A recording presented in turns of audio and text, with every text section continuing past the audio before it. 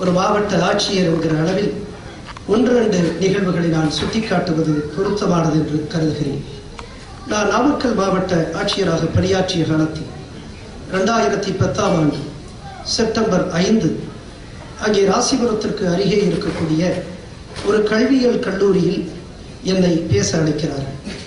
September 5 ஒரு நாள் ஞாயிற்றுக்கிழமை. அந்த ஞாயிற்றுக்கிழமை வழக்கமாக நான் என்னுடைய அலுவலக பணிக்காக நான் இல்லத்திலே இருந்து கோப்புகளை பார்ப்பது வழக்கம். ஆனால் அன்றைக்கு அவர் அழைத்தவர் ஒரு சுதந்திர போராட்ட தியாகியினுடைய மகன்.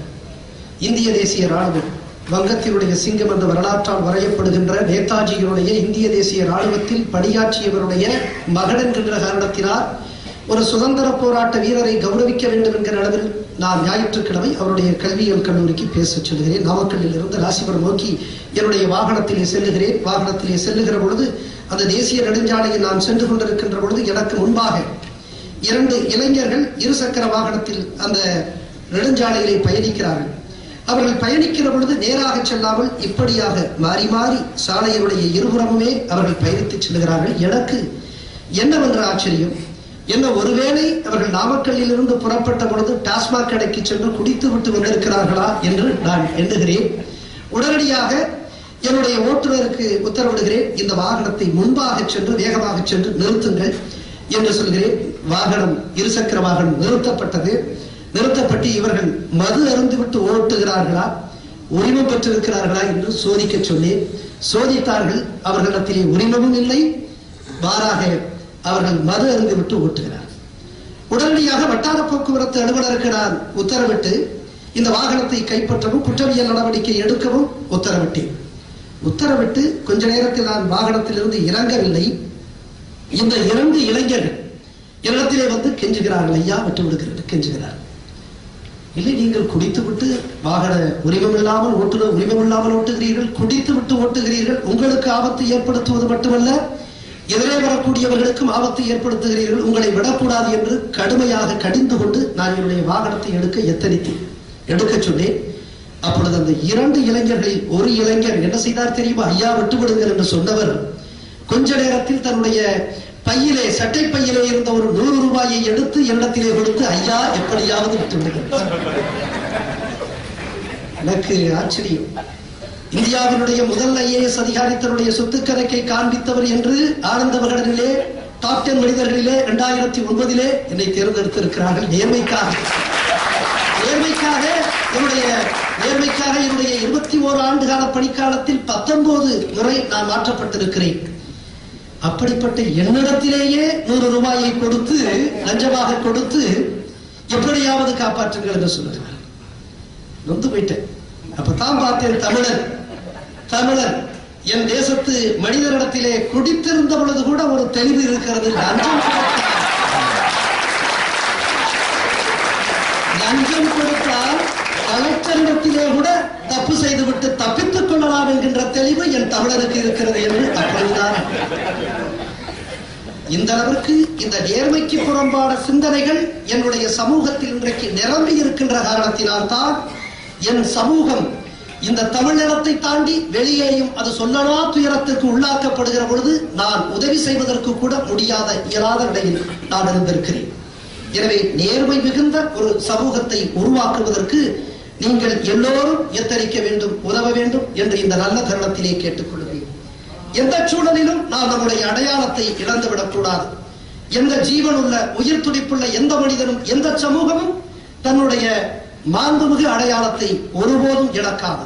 தமிழர்களாகிய நாம் நம்முடைய கௌரவமிக்க மிக பெருமைக்குரிய இந்த தமிழ் அடையாளத்தை எந்த சூழலிலும் இழக்கக்கூடாது என்று நான் கேட்டுக்கொள்கிறேன். நான் 1988, 89 ஆண்டுகளில் அங்கே நாங்கள் கல்லூரி மாணவனாக இருந்த பொழுது என்னுடைய நண்பர் ஜெயவாணனும் எங்களோடு இருந்தார். அப்பொழுது நான் இந்த சிவில் சர்வீஸ் தேர்வு, குடிமைப்பணி தேர்வு எழுதினேன். அந்த முதல்நிலை தேர்விலே நாங்கள் 50 பேரிலே 3 பேர் தேர்வு செய்யப்பட்டோம். பிரிலிமினரி எக்ஸாமினேஷன், அதற்கு பிறகு மெயின் எக்ஸாமினேஷன், அதிலே 2 பேர் நாங்கள் தேர்வு செய்யப்பட்டோம். அதற்கு பிறகு நாங்கள் நேர்முக தேர்வுக்காக டெல்லி செல்கிறோம். நேர்முக தேர்வுக்கு டெல்லி செல்கிறோம். தேர்வு செய்யப்பட்டால் ஒரு IAS அதிகாரியாக, உயர் அதிகாரியாக வர முடியும். நேர்முகத் தேர்வுக்கு செல்லுகிற பொழுது UPSC வளாகத்திற்கு செல்லுகிறோம். அங்கே நேர்முகத் தேர்வு நடக்கிறது. அந்த நேர்முகத் தேர்வில் என்னை பார்த்து கேட்கிறார்கள், நீ சென்னை சட்டக்கல்லூரி மாணவன், நயோலா கல்லூரியில் நான் என்னுடைய முதுகலையில் படித்ததற்கு பிறகு சட்டக்கல்லூரியில் படித்துக் கொண்டிருந்த காலம், இப்படி சட்டக்கல்லூரி மாணவர்களாகிய நீங்கள், அங்கே மாணவர்களாகிய நீங்கள் தமிழகத்திலே இந்திக்கு எதிராக போராடி கொண்டிருக்கிறீர்களே, இது தேவையா என்று கேட்கிறார். நான் போனது 88, 89 காலகட்டம். ஆனால் 1960களினுடைய மத்தியிலே இந்தி திணிப்புக்கு எதிராக கொதித்திருந்த இளைஞர்களுடைய வரலாற்றை அறிந்திருந்த அவர்கள் என்னிடத்திலே கேட்கிறார்கள். நான் சொல்லுகிறேன், தமிழர்கள் இந்திக்கு எதிரானவர்கள் அல்ல, இந்தி திணிப்புக்குத்தான் எதிரானவர்கள் என்று நான் விளக்குகிறேன். அப்பொழுது விளக்குகிற பொழுது அவர் சொல்லுகிறார், இப்படியெல்லாம் சொல்லுகிறீர்களே, can you tell me which language can be made as the official language of government of India which is applicable to the whole country என்று கேட்கிறேன். சொல், எந்த மொழியை இந்த தேசத்தினுடைய இந்திய அரசினுடைய ஆட்சி மொழியாக வைக்கலாம் என்று அவர் கேள்வி கேட்கிறார். அந்த நேர்முகத்தில் நான் ஒரு 25 வயது இளைஞர், ஒரு சாதாரண குக்கிராமத்திலிருந்து நான் சென்றிருக்கிறேன். டெல்லி பட்டணத்தில் முதன்முறையாக சென்று நான் ஒருவேளை இந்த நேர்முகத் தேர்விலே தேர்ச்சி பெற்றுவிட்டால் நான் ஒரு IAS அதிகாரி. நான் ஒரு சாதாரண எளிய விவசாயியுடைய மகன், முதன்முறையாக தேர்வு எழுதி நான் தேர்வுக்கான அனைத்து வாய்ப்புகளும் இருக்கிறது. அப்படிப்பட்ட சூழலில் இனி இந்த இந்திய நாட்டினுடைய அரசினுடைய ஆட்சி மொழியாக எதை வைக்கலாம் என்று சொன்ன பொழுது கொஞ்சம் கூட தயக்கம் இல்லாமல் உலகத்தினுடைய ஒப்பியல்பற்ற மொழியான என்னுடைய தாய்மொழியான தமிழை இந்தியாவுடைய ஆட்சி மொழியாக வெளியில வந்து என்னுடைய நண்பர் ராஜாமணி என்பவர் அவரிடத்திலே சொன்னேன், நான் இப்படி சொல்லிட்டேன்னு சொல்லி அவர் சொன்னார், ஏப்பா IAS வாங்குற காலத்துல இந்த உணர்ச்சிக்கெல்லாம் தேவையா, இதெல்லாம் தேவையா? இப்ப நான் சொன்னேன், if there is a choice between IAS and Tamil, I will prefer better Tamil. IAS தமிழா என்று சொன்னால் என் மகத்தான அடையாளம், என்னுடைய பெருமை மிகுந்த அடையாளமான தமிழைத்தான் நான் குறிப்பிடுவேன் என்று சொன்னேன். நம்முடைய தமிழர்களுக்கெல்லாம் நான் சொல்லுவது ஏதோ ஒரு உணர்ச்சி மிகுந்த பற்று அல்ல, அறிவுபூர்வமான ஒரு நிலைப்பாடை நாம் எடுக்க வேண்டும். நம்முடைய அடையாளத்தில், பெருமை மிகுந்த இந்த அடையாளத்தில் நாம் கௌரவம் கொள்வோம். ஆனால் நான் பார்க்கிற இடமெல்லாம் தமிழர்கள் சுயநலத்தாலும் தாழ்வு மனப்பான்மையாலும் நிறைந்திருக்கிறார்கள் என்பதற்காகத்தான் நான் உதாரணத்தை சொன்னேன். நான் மதுரை மாவட்ட ஆட்சியராக இருந்த பொழுது நான் அங்கே என்னிடத்திலே மிகச்சாதாரண விவசாயிகள் 6வது கூட படிக்காத விவசாயிகள் கோரிக்கைக்காக மனுவை என்னிடத்திலே அளிக்கிற பொழுது அந்த மனுவினுடைய இறுதியிலே நான் பார்ப்பேன், 6வது கூட படிக்காதவர் ஆங்கிலத்திலே கையெழுத்திட்டு ஆங்கிலத்திலே கையெழுத்து அடிமைத்தான். ஆங்கிலத்தில் எதை நான் கேட்பேன், எதுக்காக ஆங்கிலத்தில் கையெழுத்து? யார் உங்களை ஆங்கிலத்தில் கையெழுத்து போட சொன்ன? இதுவோ தமிழ்நாடு, நானும் தமிழ்நாடு அரசுல நான் ஒரு தமிழ் கலெக்டர். எதற்காக நீங்கள் ஆங்கிலத்திலே கையெழுத்து போடுகிறீர்கள்? எதற்காக? ஏதாவது ஆக்ஸ்போர்ட் யூனிவர்சிட்டியில் ஏதாவது உங்களுக்கு ஏதாவது நிதி கொடுக்கிறார்களா? கையெழுத்தெல்லாம் போட்டு ஆங்கிலத்தை வளர்ந்து என்று கேட்டால் அப்ப என்ன செய்றீங்க அப்படின்னு கேட்பேன். என்ன செய்றீங்க? நான் கேட்பேன், ஏற்கனவே ஐயா இந்த பட்டா மாறுதலுக்கு நான் 2 வருஷமா போராடிக்கிட்டு இருக்கேன் அப்படின்னு அவர் சொல்லுவார். நான் சொல்லுவேன், தாசில்தார் கவனிக்கவே இல்லை அப்படின்னு சொல்லுவார். நான் சொல்லுவேன், ஏன் கவனிக்கல தெரியுமா? நீங்க போட்டிருக்க கையெழுத்துல கருப்பையாங்கிறது ஆங்கிலமா இருக்கு, இது ஒரு வெள்ளக்கார கருப்பையான்னு நம்ம தாசில்தார் நினைச்சிட்டாரோ, அதனால வெள்ளக்காரர்களுக்கு இந்த நிர்ணயம் வச்சுட்டு கொடுப்போம். நீங்க தமிழ்ல போட்டிருந்தா இந்த நம்மான மனு உடனே பார்த்திருப்பாங்களே அப்படின்னு சொல்லி ஐயா தமிழ்ல போட்டார். சரி, தமிழ்ல போட்டிருக்கீங்களா? போடுங்க. இது எவ்வளவு காலமாக இந்த ஆங்கிலத்துல போட்டிருக்கீங்க? பிறந்ததுல இருந்து போட்டிருக்கீங்க, படிச்சதுல இருந்து போட்டிருக்கீங்க, எத்தனை முறை போட்டிருப்பீங்க? அது 100கணக்கான முறை போட்டிருக்கீங்க. அப்போ ஒரு முறை தமிழ்ல போட்டா பழக்கத்தால் தான் மாற்ற வேண்டும்.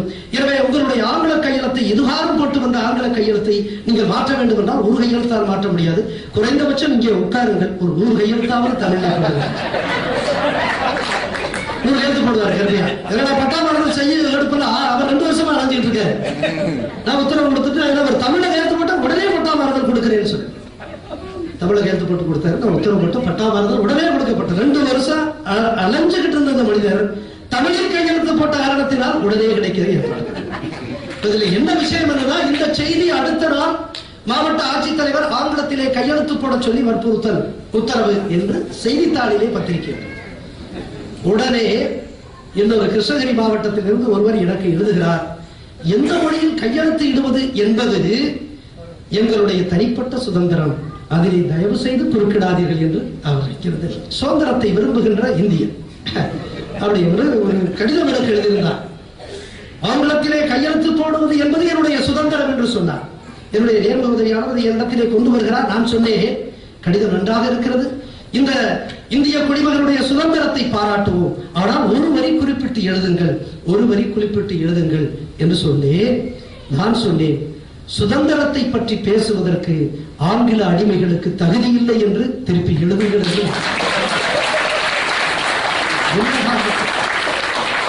ஆங்கிலம் தேவை. நான் அடிக்கடி சொல்லுவேன், ஆங்கிலம் தேவை. நம்முடைய தமிழர்கள் உலகத்தினுடைய பூமி பந்தினுடைய எல்லா பகுதிக்கும் சென்று எல்லா துறைகளிலும் வெற்றி கொடி நாட்டுவதற்கு ஆங்கிலம் தேவை. தேவைப்படுகிற பொழுது நாம் படித்துக் கொள்வோம். தேவையே இல்லாத ஆண்டிவட்டியிலிருந்து முஸ்லம்பட்டியிலிருந்தும் எதற்காக ஆங்கிலத்தை கொண்டு போய் திணிக்க வேண்டும் என்பதுதான் இங்கே கேள்வி. நான் அடிக்கடி அதனால் தான் அரசு பள்ளிகளிலே படிக்கக்கூடிய குழந்தைகளுக்கு நான் சொல்லுவேன், அனைத்து மொழிகளையும் வாசிப்போம், அன்னை தமிழை சுவாசிப்போம் என்று இதற்காகத்தான் நான் சொல்லுவேன். எனவேதான் நம்முடைய அடையாளத்தின் மீது பெருமை, நம்முடைய அடையாளத்தின் மீது பெருமை கொள்வது என்பது ஏதோ ஒரு வெற்று உணர்ச்சிகளுடைய அடித்தளத்திலிருந்து வருவது அல்ல. இது நாம் எழ வேண்டும்.